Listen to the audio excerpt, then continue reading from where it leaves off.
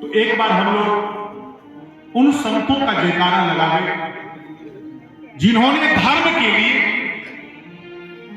अपने आप को कुर्बान किया। हमारे हिंदू धर्म में हमारे हिंदुत्व के लिए अपना जीवन देने वाले, अपने को समर्पित करने वाले, अपने को कुर्बान कर देने वाले हमारे गुरु तेग बहादुर जी, अंतिम गुरु गुरु गोविंद सिंह जी। और आज मैं आप लोगों के बीच में, मुझे ये गर्व होता है कि मैं उस पटना साहिब की धरती से आया हूं जहां पर आपके 10वें गुरु गुरु गोविंद सिंह जी का जन्म स्थान है। और मैं उस जगह से आपके बीच आया हूं। एक बार हम लोग जयकारा लगावे धर्म की। सज्जनों, केवल हमारे हिंदू धर्म में ही ये जो हिंदुत्व का धर्म है, जिसके लिए तेग बहादुर जी ने अपना सिर कटवा दिया, गुरु गोविंद सिंह जी ने अपने पूरे परिवार को कुर्बान कर दिया। सज्जनों, इसी धर्म के जयकारा के लिए आपको पता है ये हिंदू का हिंदुत्व धर्म ही एक ऐसा है जो कहता है धर्म की जय। ये नहीं कि अपना धर्म की जय, धर्म की जय हो। यानी दुनिया में जितना भी धर्म है सबका जय। हमारा धर्म ये हिंदुत्व का बोलता है अधर्म का नाश हो। ये नहीं कि केवल हमारा अज्ञानता का नाश हो, ये दुनिया में जितना भी अधर्म है ना सबका नाश हो। हमारा धर्म ये कहता है विश्व का कल्याण हो, ये नहीं कि केवल भारत का कल्याण।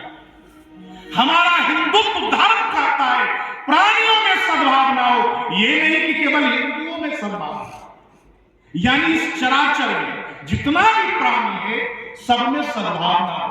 इसलिए एक बार गर्व के साथ जयकारा लगावे धर्म की, अधर्म का, प्राणियों में विश्व का, सब सनातन धर्म की, सब सनातन धर्म की, भारत माता की, भारत माता की। सज्जन, स्वामी विवेकानंद जब विदेश गए ना, तो हम लोग जो आज ये पगड़ी धारण करते हैं, स्वामी विवेकानंद जब विदेश गए तो विदेश में एक विदेशी जूता खरीद कर पहन लिया उन्होंने।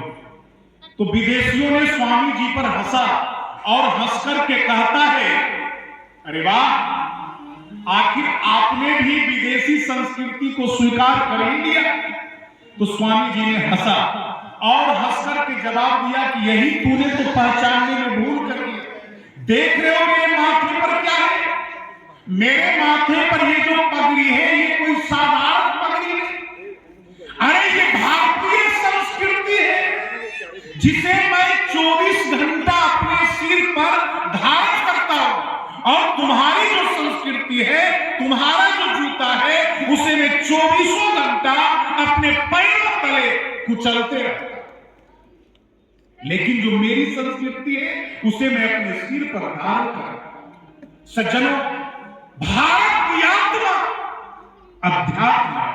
यदि आपसे कोई कहे कि भारत की आत्मा क्या है, तो सीना ठोक कर जवाब देना, भारत की आत्मा अध्यात्म। ये धरती कोई राजनेताओं की धरती नहीं, ये कोई उद्योगपतियों की धरती नहीं। सज्जनों, ये धरती संतों की धरती है, महात्माओं की धरती है। ये किसी राजनेताओं की नहीं, ये कर्म की भूमि है, ये तपस्या की भूमि है। इसलिए गर्व से सीना ठोक कर कहना, भारत की आत्मा अध्यात्म। स्वामी विवेकानंद विदेश गए तो विदेशियों ने पूछा कि स्वामी जी आप कहां से आए हैं? उन्होंने कहा कि मैं भारत से आया हूं। तो विदेशियों ने हंस करके कहा, अच्छा आप उस भारत से आए हैं भूगर्भ से बाहर नहीं निकली। अरे यहाँ की स्त्रियां तो चांद तक पहुंच गई। तो स्वामी विवेकानंद जी ने हंसा और जवाब दिया, यही तो तूने पहचानने में भूल कर दी। अरे मैं स्वामी विवेकानंद उस भारत से आया हूं जहां की स्त्रियां केवल चांद तक नहीं यमलोक पहुंच गई और यमलोक जाकर अपने पति का प्राण वापस लेकर के लौट आई। मैं उस भारत से। सज्जनों, ये है हिंदू, ये है हिंदू धर्म, ये है एक स्त्री का पातिव्रत धर्म जो यमलोक जाकर अपने पति का प्राण वापस लेकर के लौट आए। मैं उस भारत से आया हूं। सज्जनों, ये है हिंदू का धर्म जो किसी को भी अपना भाई मानता है, जो किसी को भी अपना बहन स्वीकार करता है। जानते हैं ना, उस शिकागो की सभा में, उस शिकागो की सभा में स्वामी विवेकानंद को केवल 5 मिनट बोलने का समय दिया गया और उनका प्रथम संबोधन का शब्द क्या था? जितना भी आ रहा था ना देश का, दूसरे देश का, भारत तो उस समय एक आजाद, वो उस समय एक गुलाम देश था। लोग हीन दृष्टि से उसे देखते थे। स्वामी जी को कोई समय ही नहीं दिया गया। बेचारे बेरुआदार मंच पर एक कोने में बैठे हुए थे और जब सारे विद्वान बोल लिया ना तो अंत में इन्हें 5 मिनट का समय दिया गया और इनका प्रथम शब्द क्या था जानते हैं? मेरे सिस्टर एंड ब्रदर्स, मेरे भाइयों एवं मेरे बहन। जितना भी वहां पर धर्माचार्य आया था ना, लेडी एंड जेंटलमैन कह करके बोल रहा था, लेकिन ये भारत का संस्कृति जब उस मंच पर गया तो पहला शब्द था मेरे सिस्टर एंड ब्रदर्स, मेरे भाइयों एवं मेरे बहन। सज्जनों, ये केवल भारत का ही संस्कार किसी को भी भाई कर सकता है और किसी को भी अपना बहन स्वीकार कर सकता है। और इस एक शब्द पर उस सभा में 5 मिनट तक ताली बजता है। सज्जनों, तो मैं आपसे ये निवेदन करना चाहूंगा कि हमें अपने धर्म पर गर्व होना चाहिए। हमें अपने धर्म पर, हमारे हिंदुत्व के लिए हमारा जो संस्कार है वो कभी गिरना नहीं चाहिए। आज हम लोग स्वर्ग के सपने लेते हैं। मरने के बाद लोग क्या चाहते हैं कि मुझे स्वर्ग मिले, मैं मरने के बाद स्वर्ग जाऊं। आपको पता है कि हमारे शास्त्रों में क्या कहा है? एक गांव में एक बड़ा विद्वान पंडित कथावाचक कथा करने के लिए आया। तो पूरे गांव के लोग कथा सुनने के लिए जाते थे। 5 दिन का आयोजन, कथा सुनने के लिए जाते थे। एक बच्चा भी आगे में बैठता था, बड़ा प्यारा बच्चा। बच्चा जहां भी जाएगा ना आगे रहेगा, आगे बैठेगा। तो वो बच्चा जो था बड़ा छोटा मासूम आगे में बैठता था। तो जो महात्मा जी थे ना, विद्वान थे, लेकिन वो जो विद्वता था उनका वो किताबों से पढ़ के हुआ था, आत्मज्ञान नहीं था। देखिए, एक ज्ञान होता है जो फूटता है, वो भीतर से फूटता है, लेकिन उनका जो ज्ञान था वो किताबी ज्ञान था, किताबी ज्ञान के कीड़े थे। तो वो बच्चे को प्रतिदिन देखते थे आगे में। तो महात्मा जी ने एक दिन कहा मंच से उस बच्चे से, ए बच्चे, तुम मेरे चेले बन जाओ। वो बच्चा वहीं बैठे बैठे जवाब देता है, क्यों महात्मा जी, मैं आपके चेले क्यों बन जाऊं?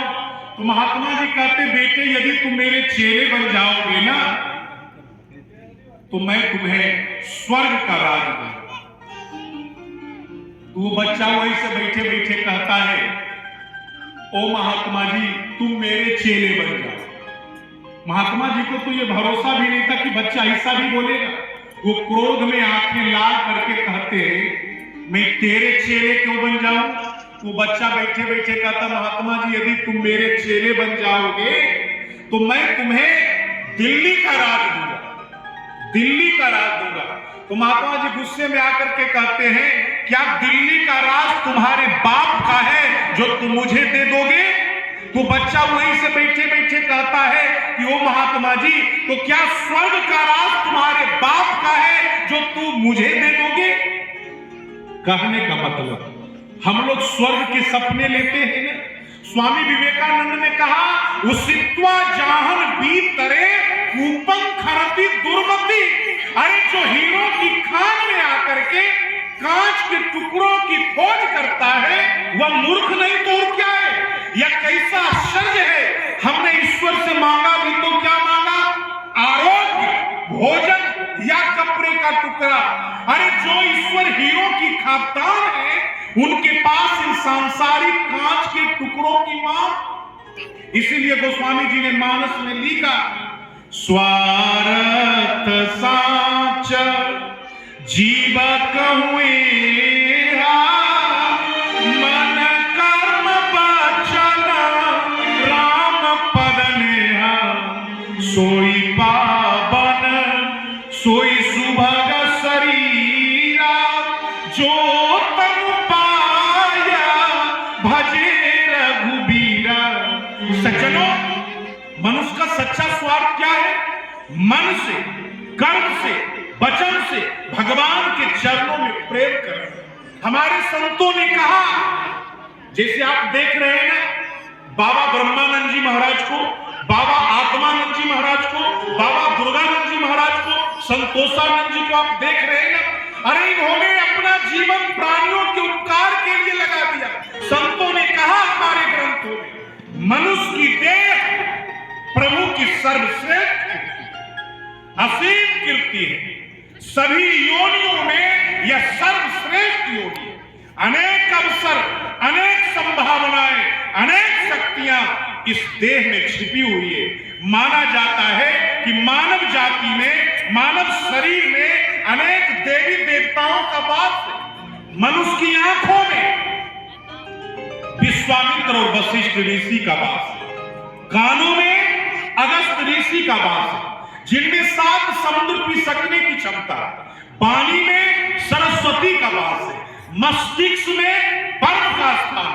कहा जाना चाहिए कि हम अपनी शक्तियां पहचानते नहीं, अपने आप को भेड़ चाल का जीवन जीते हुए एक छोटे से दायरे में कैद करके रह जाते हैं। संतों ने कहा, जीवन अवसर है, लाभ लीजिए। जीवन संग्राम है, सामना कीजिए। जीवन चुनौती है, स्वीकार कीजिए। जीवन संगीत है, इसे गाकर देखिए। जीवन सौंदर्य है, इसे सजाकर तो देखिए। विचार आपको करना है, मैं कौन, मेरी क्या शक्ति है, कौन सा वक्त चल रहा है, एक क्षण रुककर याद करना जरूरी है। इसीलिए संतों ने कहा, मानस में तुलसीदास जी ने लिखा, यदि पुत्र हो तो रामचंद्र जैसा, भाई हो तो रामचंद्र जैसा, राजा हो रामचंद्र जैसा, पति हो रामचंद्र जैसा, और यदि जीवन में शत्रु भी हो तो राजा रामचंद्र जैसा। किसके साथ कैसा व्यवहार करना चाहिए, ये मर्यादा पुरुषोत्तम राम के जीवन में देखने के लिए।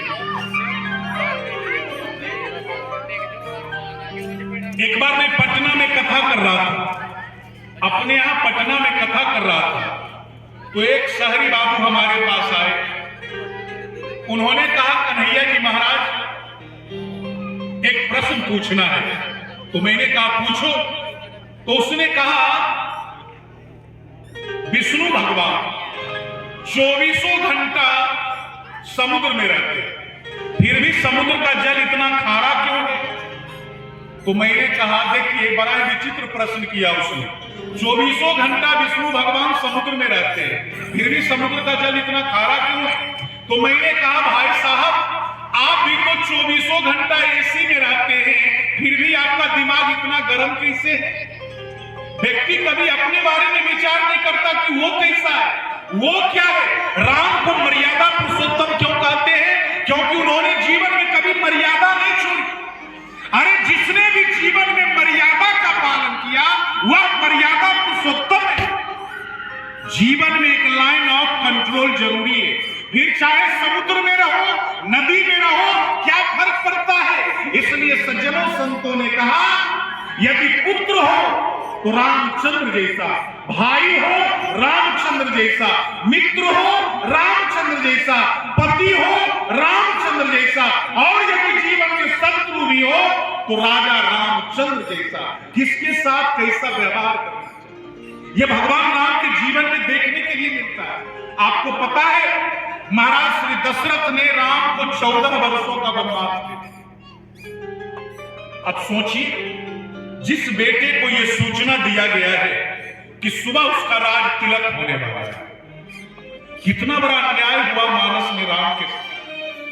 जिस बेटे को सूचना दिया गया है कि सुबह तुम्हें राज तिलक किया जाएगा, उस बेटे को सुबह सूचना मिलता है कि उसका राज तिलक नहीं, उसे 14 वर्षों का वनवास दिया। लेकिन कोई प्रभाव नहीं है राम के ऊपर।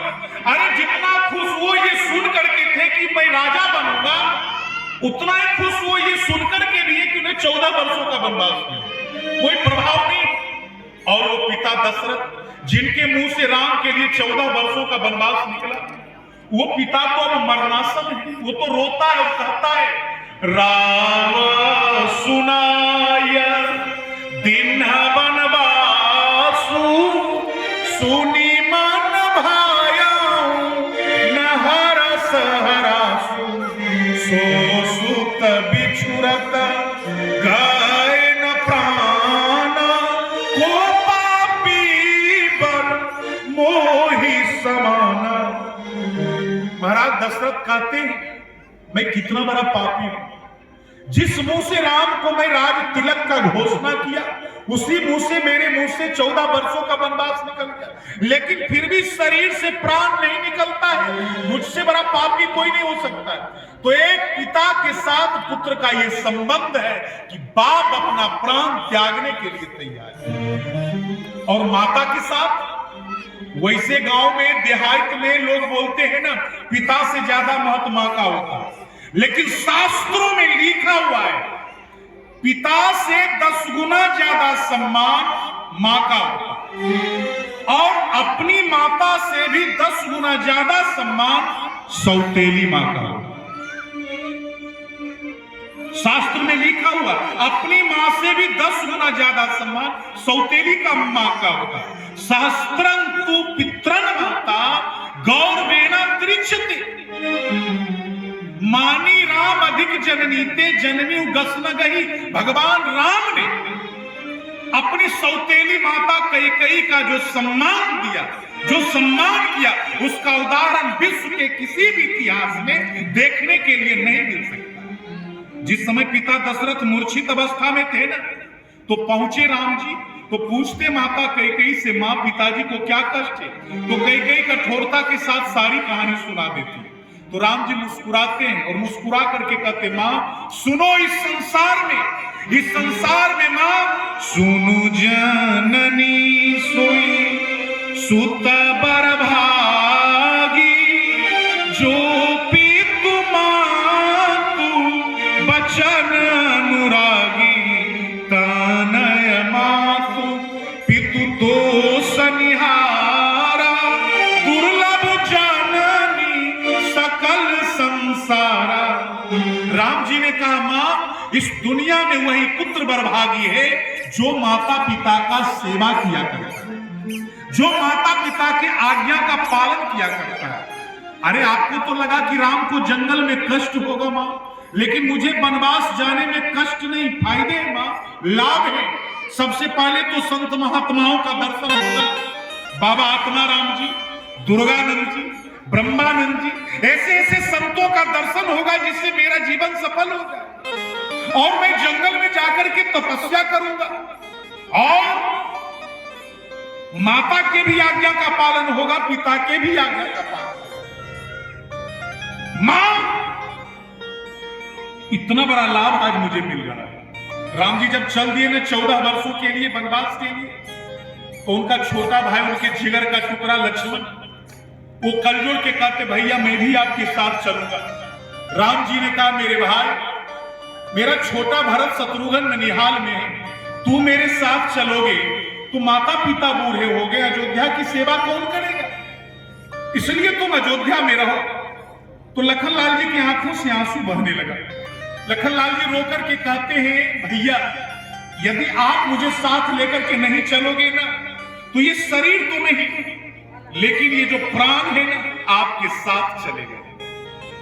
मैं शिशु प्रभु स्नेह प्रतिपाला मंदारुले कीले मराला। महाराज, मैं अपना प्राण त्याग दूंगा, ये शरीर भले ही आपके साथ न जाए, लेकिन मेरा प्राण आपके साथ चला। तो राजा रामचंद्र को लगा कि मेरा छोटा मानेगा नहीं, इसे ले जाना होगा। तो राम जी ने कहा, मेरे भाई लखन, ठीक, तू अपने माता सुमित्रा से विदाई जाकर के मांग ले। राम जी स्वयं नहीं जाते माता सुमित्रा से विदाई मांगने के लिए, क्योंकि उनके पास वो कलेजा नहीं है। वो जो सुमित्रा है ना, वो वीरांगना है। मानस में वो उपासना का स्वरूप है सुमित्रा। वो केवल देना जानती है, कुछ लोग केवल लेना जानते हैं, लेकिन वो तो वीरांगना है ना। राम जी को हिम्मत नहीं है कि वो माता के पास जाए, इसलिए कहते लखन तू जा। तो लखन लाल जी जब गए ना माता सुमित्रा के पास, तो माता सुमित्रा एक माला गूंथ रही थी, है ना, एक माला गूंथ रही थी। तो लखन लाल जी प्रणाम करके कहते, मां ये माला आप किसके लिए बना रही हो? तो सुमित्रा मां मुस्कुरा के कहती है, लखन तुझे मालूम नहीं, सुबह राम का राज तिलक होने वाला है, सुबह राम का राज तिलक होने वाला है, और मैं अपने हाथों से गूंथी हुई माला राम के गले पहनाऊंगी। लखनलाल जी की आंखों से आंसू बहने लगा। सुमित्रा अम्मा कहती है, बेटा क्या राम को गद्दी मिलेगा, तुम्हें खुशी नहीं है जो तू आंसू बहाने लगा? लखनलाल जी रोकते हुए कहते, मां अब भैया राम को राज तिलक मिलने वाला नहीं। कैकेयी ने उन्हें 14 वर्षों का वनवास दिलवाया है महाराज दशरथ के द्वारा, जो 2 वरदान खाती में था। इसलिए अब मेरे भैया सुबह वनवास के लिए निकले और सीता माता उनके साथ जा रही है। मां मैं कभी अपने भैया के बगैर तो रहा नहीं, मैं भी उनके साथ जाना चाहता हूं, इसीलिए आपसे विदाई मांगने के लिए आया हूं। कोई भी मां घबरा जाएगी ना, बेटा जंगल जा रहा है।